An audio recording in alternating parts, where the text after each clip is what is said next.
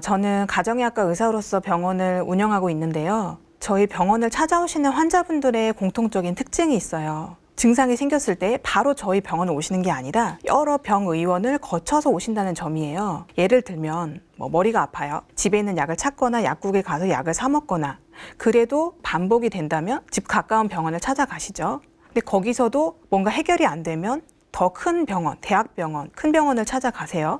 근데 거기서도 여러 가지 검사를 했는데 별 이상이 없다라고 하시면 또 한의원에 가시거나 다른 민간요법을 찾아다니시기도 하는데, 그러다가 기능의학 병원에 오시는 거예요. 네, 제가 하고 있는 병원이 바로 기능의학 병원입니다.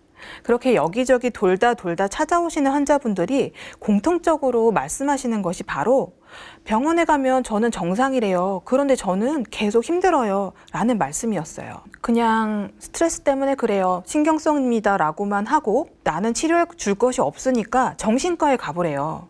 근데 저는 정신은 멀쩡하거든요. 라고 말씀들을 많이 하세요. 증상이 나타나서 병원에 가면 약을 줍니다. 그리고 약을 먹으면 좋아져요. 그런데 약을 끊으면 다시 똑같은 증상이 나타나요. 그 선생님은 저한테 이 혈압약을 혹은 당뇨약을 평생 먹으라고 하십니다. 그런데 정말 약만 먹으면 제가 건강해지는 거 맞나요? 혹시 약을 끊어도 될 만큼 더 건강해질 수 있는 방법은 없나요? 그 환자분들은 의사에 대한 환상이 좀 있으세요. 사실 저도 의사가 되기 전에는 심지어 의대생이었는데 어떤 의사에 대한 환상이 있었어요. 의사는 모든 질병을 다 안다고 생각했고 모든 건강 문제를 다 파악하고 있다고 생각했어요. 그래서 제가 의대생 때 당시에 내과 전문의셨던 저희 선배님을 동아리 모임에서 잠깐 뵐 기회가 있었는데 이런 질문을 했어요. 선배님, 제가 이렇게 숨을 쉴 때 가끔씩 이 갈비뼈 한쪽이 약간 따끔한 통증이 느껴질 때가 있는데요. 그거 왜 그런 거예요? 제가 기대하기로는 선배님이 바로 그 대답을 주실 줄 알았어요. 그런데 선배님 웃으시면서 이러시는 거예요. 내가 그걸 어떻게 알아? 하시는 거예요. 그쵸? 의사도 사람이고 왜 그런지 검사를 하고 어떤 추론 과정을 통해서 그것을 발견해내는 그런 어떤 프로세스가 필요한 건데, 저는 마치 점쟁이처럼 딱 보면 딱 뭔가 나오는, 그렇게 정답을 말해주는 사람이 의사라고 생각했던 거예요. 의학이라는 과목은 사실은 암기 과목이에요. 의사들이 공부하는 의학에 대해서 잠깐 말씀드리면, 저는 그거를 질병학이라는 생각도 좀 들었어요. 물론 기초의학으로 우리가 우리 몸이 어떻게 구성되어 있고 어떻게 돌아가고 이런 생화학, 생리학, 해부학 이런 것들 다 배워요. 그리고 나면은 임상의학이라고 해서 소화기, 호흡기학, 산부인과학, 외과학, 정신과학 등등의 그런 과목들을 통해서 질병을 배우게 돼요. 그 질병들의 진단 기준과 프로토콜을 달달달 외워요. 그리고 전문의가 돼서도 치료 프로토콜이 조금씩 이제 변하면 그것들을 업데이트하면서 다시 공부를 하게 되죠. 거기에 또 환자들을 보는 임상 경험이 쌓이면서 성숙한 의사가 되어 가는 건데, 그래서 의사들이 보는 거는 질병이에요. 물론 환자를 보죠. 근데 환자가 갖고 있는 질병이 무엇인지를 진단하고 거기에 대한 치료를 하는 거예요. 의학 교과서를 보면은 어떤 질병이 써 있고 원인 땡땡 하고서 원인 불명, 원인은 모른다 이렇게 써 있는 게 너무 많은 거예요. 그리고 책에서 배운 진단 기준의 카테고리에 들어있지 않은 카테고리 밖에 있는 사람들이 너무 많은 거예요. 근데 진짜 치료는 근본 원인을 치료해서 아예 그게 생기지 않도록 하는 게 진짜 치료가 아닌가라는 생각이 들었어요. 그렇게 진단 기준에 맞는 사람뿐만 아니라 질병에 걸리기 이전에 질병을 예방하고 진단 기준에 부합하지 않지만 좀 뭔가 고통스럽고 뭔가 건강 문제가 있는 사람들의 관리를 해주는 것에 있어서도 이런 의학적인 지식들이 도움이 되지 않을까? 그러다가 기능의학을 만나게 된 거예요. 기능의학에 여러 가지 이제 별명들이 있거든요. 그중 하나가 업스트림 메디슨이에요. 비유를 하자면 강물에서 뭔가 이상한 냄새가 나요. 그러면 우리가 어떻게 할까요? 강 기슭을 거슬러 올라가서 이 냄새가 어디에 왔는지 조사하게 되지 않을까요? 우리 건강 문제를 그렇게 대한다는 거예요. 그것이 기능의학의 가장 핵심적인 정신이에요. 그렇게 강기슭을 거슬러 올라가 보니 이렇게 환자들이 호소하는 두통, 만성 피로, 피부 질환 이런 문제들이 다 생활 습관에 있었더라고요. 기존의 병원들은 좀 간과하고 있거나 중요하게 생각하지 않고 다루지 않으시지만 흔하게 발생하는 그래서 기능의학에서 많이 다루고 있는 건강 문제들이 있어요. 이 중에 제가 몇 가지를 좀 소개해 드리려고 하는데요. 피곤하다 다들 입에 달고 사시죠. 너무 피곤하다라고 하시면 다들 내가 간이 안 좋은가? 피곤하면 간 때문이야? 그렇게 많이들 생각하시는데 사실은 훨씬 더 흔한 원인은 부신에 있어요. 부신 기능이 떨어지고 있는 상태. 그 스펙트럼에 계신 분들이 정말 너무너무 많아요. 솔직히 말씀드리면 저도 부신이 정상은 아니에요. 그런데 부신은 아직 그렇게 잘 알려진 장기가 아니에요. 유명하지가 않죠. 이 부신이란 우리 몸이 스트레스에 버티고 살아갈 수 있게 해주는 굉장히 고마운 기관이에요. 여기서 스트레스란 누구랑 싸웠어, 누구 뭐 상사의 잔소리를 들었어, 그래서 스트레스 받아, 이런 스트레스뿐만 아니라 인체를 둘러싼 모든 변화를 포괄하는 굉장히 큰 개념이에요. 내가 누웠다가 일어나는 것도 우리 몸은 스트레스로 느끼고요. 그리고 날씨의 변화, 뭐 기온의 변화, 어제는 좀 많이 더웠는데 오늘 갑자기 비가 오고, 이런 모든 것들이 우리 몸은 스트레스라고 생각을 해요. 평상시와 똑같이 활동할 수 있게 만들어주는 기관이 바로 부신입니다. 이 부신에서는 이러한 여러 가지 종류의 크고 작은 스트레스를 받을 때 나오는 스트레스 호르몬 코티졸을 만들어서 분비해 줍니다. 그런데 이 시대를 살아가는 현대인들은 스트레스가 과잉인 경우가 많아요. 그래서 부신이 기능이 좀 떨어져 있는 경우가 굉장히 흔합니다. 부신 저하의 가장 대표적인 증상이 아침에 눈을 떴을 때 몸이 천근만근, 무거운 거예요. 부신에서 나오는 코티졸 호르몬이 가장 높게 쫙 치고 올라가야 되는 시간이 바로 우리가 기상하기 전에 새벽 5시, 6시 그쯤이거든요. 그렇게 코티졸이 쫙 올라와 주면 우리가 자연스럽게 눈을 뜨면서 각성하게 돼요. 기상을 하게 돼요. 아주 상쾌하게 일어나게 되는 거죠. 부신 기능이 정상이면 눈을 떴을 때 상쾌해야 돼요. 그런데 부신이 이미 넉다운된 상태면 코티졸 분비량이 충분하지 못하고, 그러면 눈을 떴을 때 더 자고 싶어, 피곤해, 이렇게 되는 거예요. 그리고 또 한 가지 흔한 증상 중에 앉았다 일어났을 때 띵 하고 기립성 저혈압, 뭔가 어지러워, 이런 거 느끼시는 분들 많잖아요. 그게 다들 빈혈인지 아세요? 뭔가 띵 어지러우면은 나 빈혈 있어 라고 이미 진단명을 내려버리시는 분들이 많은데, 그런 분들 중에 부신 피로의 증상 중에 대표적인 것이 바로 이 기립성 저혈압이에요. 코티졸이 나와서 해주는 역할이 이렇게 자세 변화에 따라서 혈압을 받쳐주는 거예요. 혈압을 올려줘서 뇌에까지 그 혈류가 잘 전달될 수 있게 해주는 게 그런 코티졸이 하는 역할이죠. 이렇게 부신 저하로 인한 피로 증상을 그냥 부신 피로 줄여서 이렇게 부르기도 합니다. 원인은 말 그대로 스트레스의 누적이에요. 가장 흔한 게 수면 부족, 과로, 또는 한 번에 너무 큰 충격이 스트레스를 받았을 때, 예를 들어 뭐 큰 교통사고를 당했거나 가까운 사람이 갑자기 사망을 했거나, 이런 일들로 인해서 정서적으로라든가 정신적으로, 신체적으로 큰 스트레스를 한 번에 확 받으면 부신에서 스트레스 호르몬이 갑자기 확 나오면서 일시적으로 넉다운이 돼버리는 수도 있어요. 그러면 이분은 수년간 어떻게 해도 회복이 되지 않는 만성 피로를 쭉 유지해서 갖고 계시는 분들도 있어요. 이 부신 피로는 한창 일하는 나이에 20대에서 30대 환자들에게도 굉장히 흔해요. 타액 호르몬 검사를 해보니 저도 부신이 그렇게 온전하지는 않더라고요. 그럼 어떻게 해야 되냐? 이것도 다 생활 습관으로 교정을 해야 돼요. 부신 피로의 치료는 굉장히 오래 걸리는 일이에요. 잘 먹고 잘 쉬고 잘 자야 돼요. 잘 먹는다는 거는 많이 먹으라는 게 아니라 부신에 필요한 필수 영양소가 비타민 C하고 비타민 B5, B6 이런 것들이거든요. 이런 것들을 충분히 섭취를 해줘야 돼요. 정말 영양가 풍부한 그런 식단과, 그리고 그걸로 부족하다면 뭐 영양제를 드실 수도 있겠고, 너무 많이 부족하다면 저희 병원 같이 이런 곳에 와서 영양 수액 치료를 받으실 수도 있겠죠. 그런 것들을 통해서 영양분을 충분히 보충해 드리면서 부신 피로 환자들에게 권고되는 생활 습관은 늦잠 주무시라라는 거예요. 늦잠을 못 주무시면 최대한 일찍 주무셔서 수면 시간을 8시간이 아니라 9시간, 뭐 10시간 이렇게 주무시더라도 충분히 수면을 취해서 부신이 회복될 수 있도록 쉬어주라는 거예요. 생리통이나 생리 전에 우울감이나 너무 짜증이 나고 이런 분들 되게 많거든요. 그런 분들이 프로게스테론을 보충함으로써 매달 겪고 있는 이런 힘든 증상들에서 탈출하게 되는 경우가 많아요. 그 외에도 저희 환자분 중에 한 분은 프로게스테론 크림을 발랐더니 뭔가 우울감과 이런 모든 짜증과 이런 것들 때문에 잠들기 힘들었던 것에서 좀 해방이 되었다.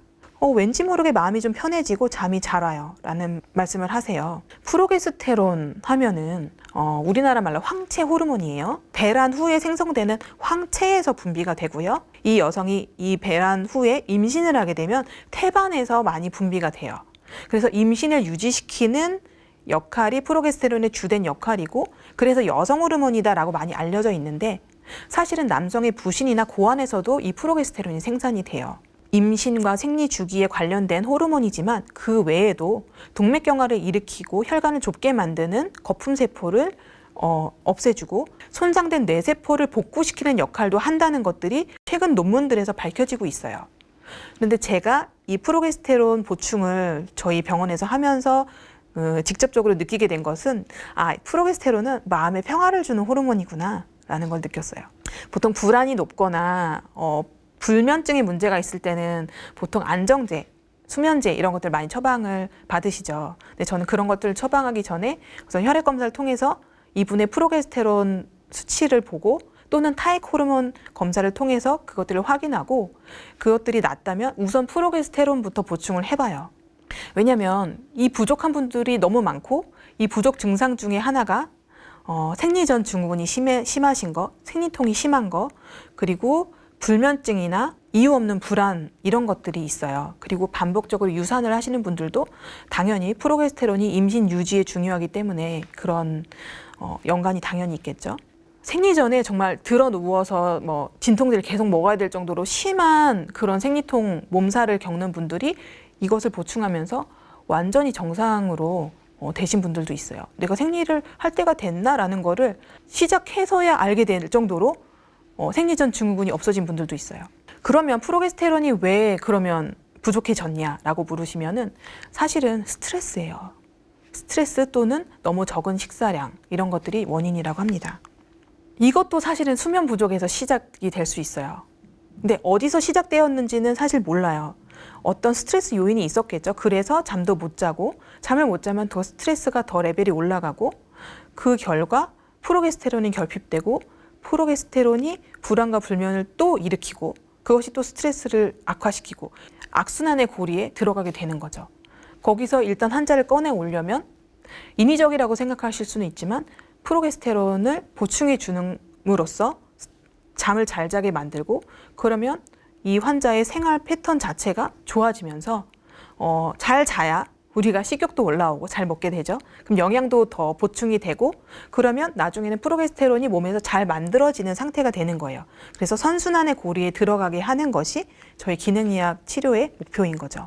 식사 어떻게 하시나요? 제가 잘 먹고 잘 쉬고 잘 자고 잘 싸고 이런 것들이 중요하다고 말씀드렸는데 먹는 거 되게 중요해요. 보통 10분 이내 식사 시간이 다 끝나나요? 사람들과 밥을 같이 먹으면 내가 가장 빨리 먹는다라는 분들 계시죠. 잘 안 씻고 대충 몇 번 씻고 그냥 훌떡훌떡 넘겨버리시는 분들 계시죠. 식사 시간조차도 일 생각하느라고 긴장 속에서 빨리빨리 밥을 먹어야 되는 분들 계세요. 특히 점심시간 같은 경우에. 그런 분들의 특징이 꼭꼭 씹어먹지 않아요. 이것이 젊었을 때는 잠깐 괜찮을 수 있고 처음부터 바로 몸에 이상을 바로 주지 않기 때문에 우리가 간과하고 넘어가지만 각종 소화기 질환의 가장 근본적인 원인이 되기도 해요.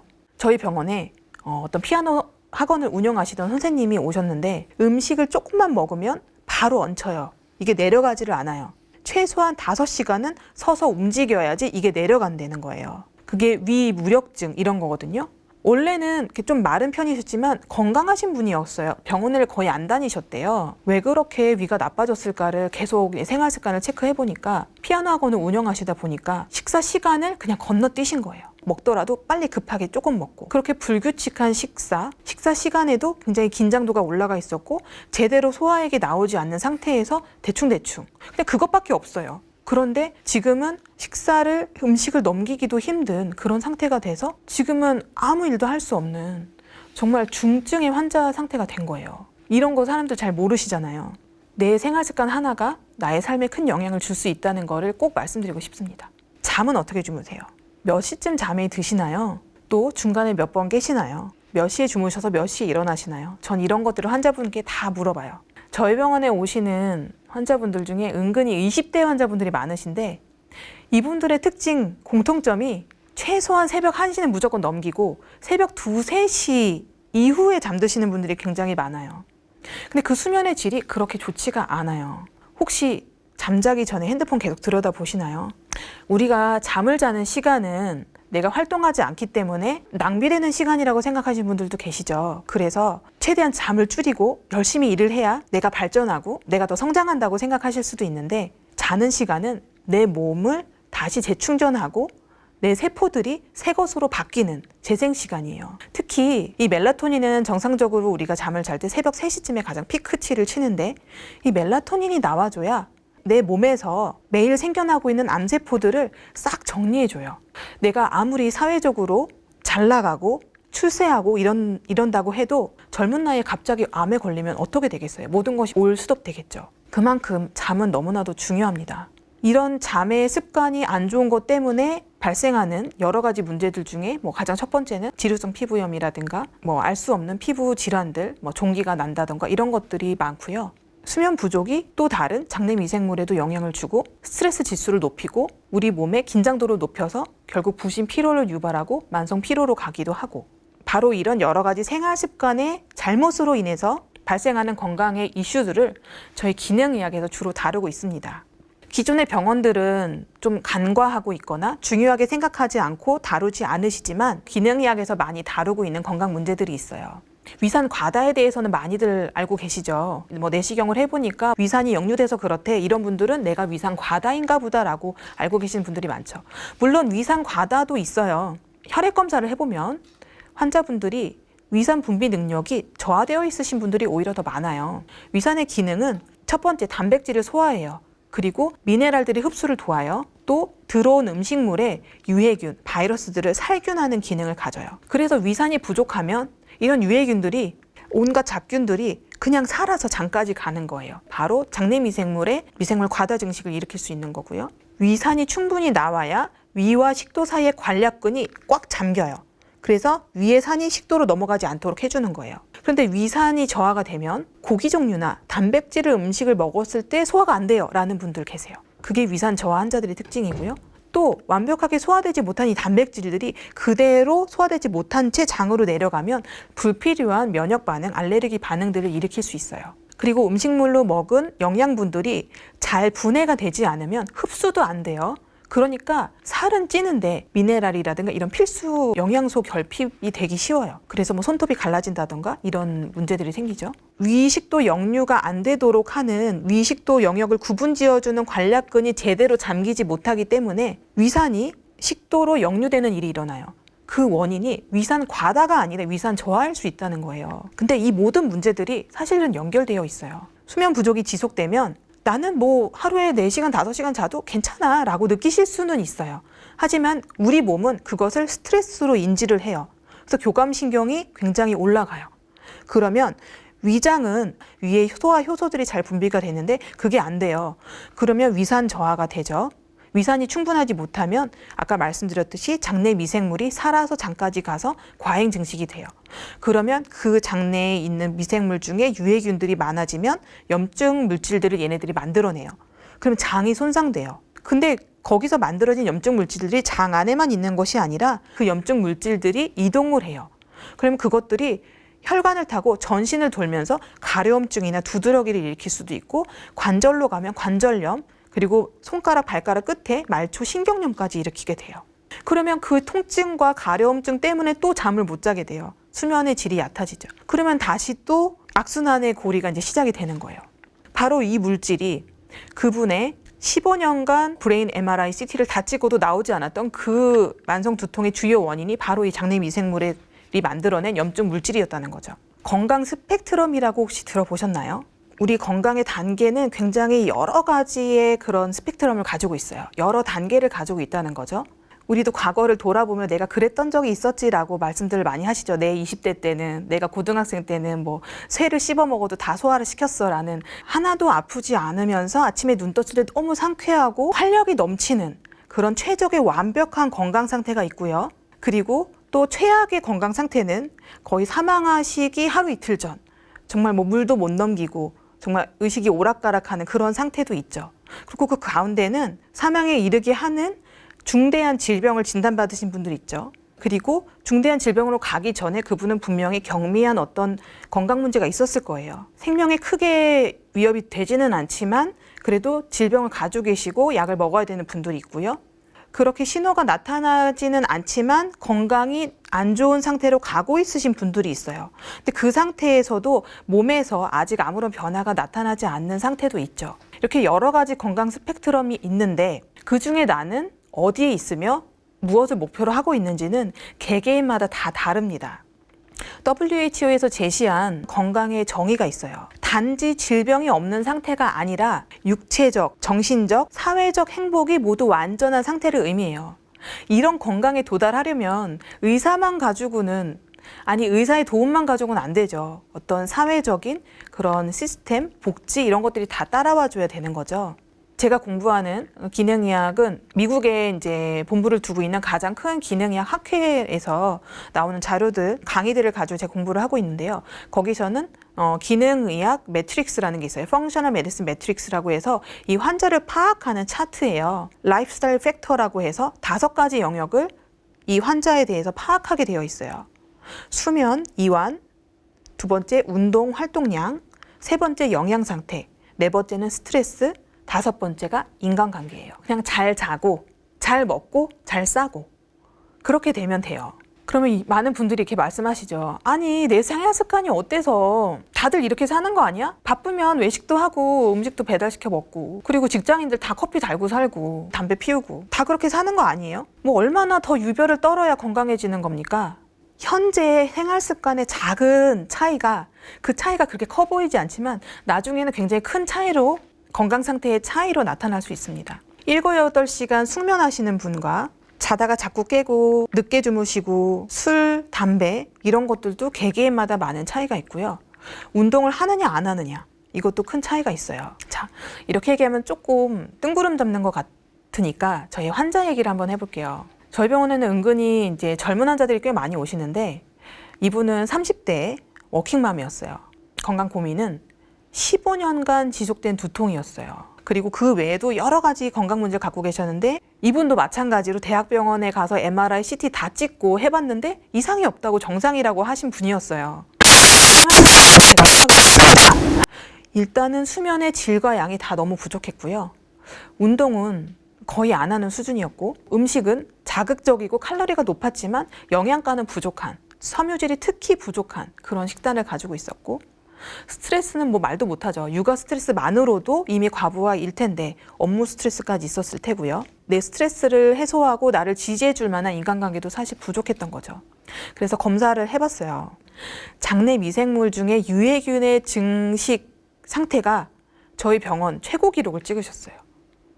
너무나도 많은 유해균이 장내에 과잉 증식이 되어 있었고 그리고 부신 기능도 저하되어 있었고 위산 분비 능력도 저하되어 있었어요. 이 모든 것들은 사실 스트레스에 기인한 것들이죠. 생활 습관과. 치료는 우선은 식습관 개선을 촉구를 했죠. 이렇게 먹어서는 이거 나을 수가 없다. 잔소리를 해서 이제 배달 음식을 다 끊고 장내 미생물 불균형을 개선하기 위해서 제가 약 처방과 이런 여러 가지 치료들을 했어요.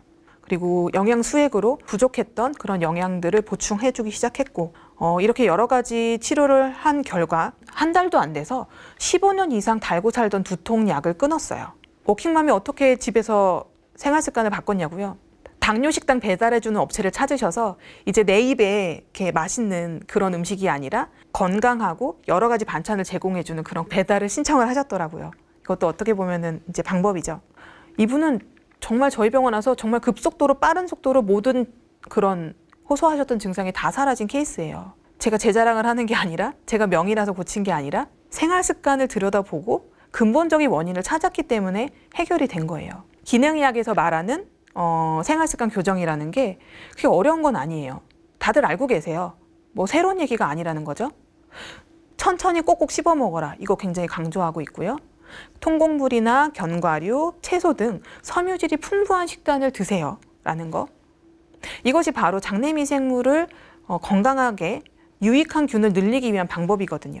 다들 유산균 많이 사서 드시지만 백날 사서 먹어봤자 솔직히 말씀드리면 유해균 증식을 막는 데는 역부족이에요.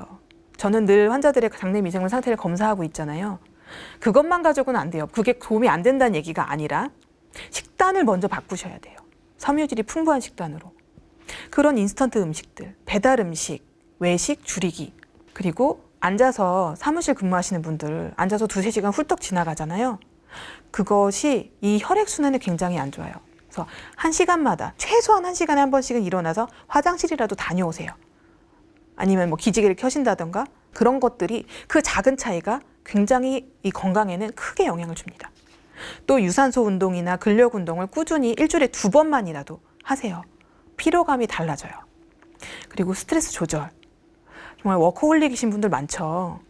하지만 최소한의 워라밸은 지키셔야 돼요. 무슨 욜로족처럼 맨날 놀러 다니고 뭐 주말마다 놀러 다니라는 게 아니라 일할 때는 일하고 쉴 때는 마음을 내려놓고 일 생각을 하지 않고 그렇게 이완하는 그런 시간들을 가지시라는 거예요. 쉴 땐 좀 쉬어 주셔야지 돼요. 왜냐면은 우리 인생이 마라톤인데 단거리 경주가 아니잖아요. 그냥 지금 1년 바짝 일하고 그만둘 게 아니기 때문에 멀리 보고 내 건강과 어떤 페이스를 조절해 나가면서 스트레스도 관리하실 필요가 있다는 거죠. 이처럼 일반적인 병원들, 아무리 큰 병원을 가도 사실 다루지 않는, 취급해주지 않는 이런 생활습관 불균형에 의한 건강 문제들을 다루는 학문이 바로 기능의학이라고 이해하시면 될 것 같고요. 제가 쓴 책을 보시면 앞서 소개해드린 이런 건강 이슈들에 대해서 언급이 되어 있고 의외로 이런 건강 문제들은 굉장히 흔하기 때문에 아마 책을 보시면서 이 건강 문제들 중에 이 토픽들 중에 한두 가지 정도는 나에게 해당이 된다라고 느끼실 확률이 굉장히 높습니다. 저도 그런 사람 중에 하나고요. 내 건강 문제의 원인은 내 생활 습관 속에 있다는 것을 명심해 주셨으면 좋겠습니다. 식사를 하실 때 꼭꼭 씹어 먹는 것처럼 굉장히 사소해 보일지라도 하나하나 내 건강 습관을 이 책을 보시면서 하나하나 교정해 나가다 보면 그런 것들이 모이고 쌓여서 나의 건강한 상태를 유지하시고 관리하시는데 큰 도움이 되실 거라고 생각합니다. 여기까지 긴 이야기 경청해 주셔서 감사드리고요. 저는 가정의학과 전문의 정가영이었습니다. 감사합니다.